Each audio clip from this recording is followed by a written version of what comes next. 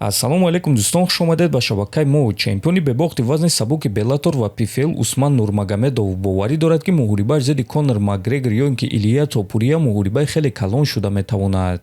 Шумо тасаввур карда метавонед, ки Илия зидди ман чӣ гуна менамояд? Ӯ майдача аст, қадди ман 1,84 сантиметр аст, а ӯ бошад каме зиёд аз 1 метр аст. Агар ки ман зидди Илия Топурия ё ин ки Конор Макгрегор ҷангум, пас ин муҳорибаро ҳама тамошо мекунанд, ҳама ин муҳорибаҳоро интизор мешаванд. Ман дар ташкилоти Беллатор ва PFL аллакай 12 муҳориба гузаронидагиам ва аз онҳо сахт миннатдорам. Мо бо онҳо муносибатҳои хуб дорем, лекин намедонам ки баъди ин муҳориба чӣ гап мешавад, чунки аз рӯи шартнома як муҳорибаи дигар мондааст, гуфтааст Нурмагомедов. Хотиррасон мекунем, ки Усман Нурмагомедов муҳорибаи навбатии худро рӯзи 31 июл зидди Арчи Колган мегузаронад, ки муҳорибаи онҳо муҳорибаи асосии турнири PFL дар Нью-Йорк хоҳад шуд. Шахсоне ки хунукзадагӣ доред, зуд пешоб мекунед, пас ширкати Шифофармо ба шумо ин асали гиёҳӣ бо номи Паҳлавонро тавсия медиҳанд, ки ҳамаи ин мушкилиҳоро бартараф мекунад. Ҳамчунин ин асал тестостерони шуморо баланд карда гардиши хунро хуб мекунад ва аз ҳама муҳим,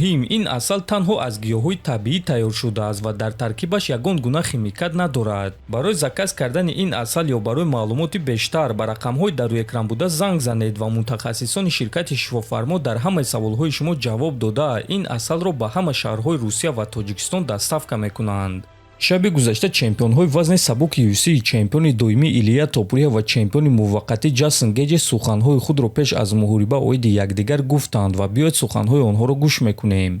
Агар малакаҳои маро бо малакаҳои ӯ муқоиса кунем, пас ман ҳис карда истодам, ки чанд зина аз ӯ зуртарам. Ман барои ӯ қариб ки ягон шанс намебинам. Ин фикру ақидаи ман аст. Ман ягон вақт бо чунин рақиб ба монанди Ҷейсон Гейҷ ҷангидагӣ нестам. Ӯ ҷангвари бузург аст. Ӯ ба ман писанд аст. Ман муҳорибаҳои ӯро дӯст медорам ва доимо бо шодии калон муҳорибаҳои ӯро тамошо мекунам, чунки ӯ ҷангвари хеле дурахшон аст. Лекин чӣ гуна ки ман аллакай гуфтам, ман барои ӯ ягон гуна имкониятҳоро барои ғолиб шудан намебинам. Ман барои муҳориба тайёрам. Ин муҳорибаи 5 раунда мешавад ва тобоварии ман на танҳо барои 5 раунд, балки барои 5 рӯз кофист. Лекин ман боварӣ дорам, ки ӯро дар якум раунд нокаут мекунам. Ман ин корро зебо ба анҷом расонидан мехоҳам, гуфтааст Топурия.